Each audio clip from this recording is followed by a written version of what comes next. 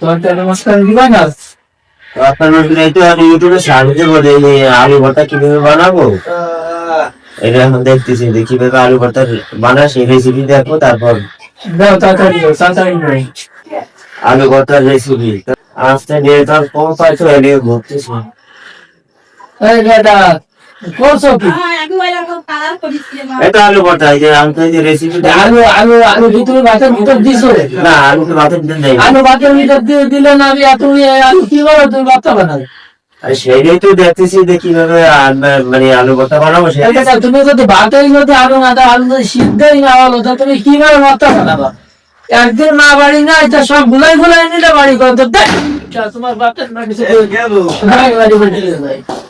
আমি তো রেসিপি দেখে তারপর আলু ভর্তা পারবা, না খেয়ে চলে গেল পাও এই কেমন লাগে।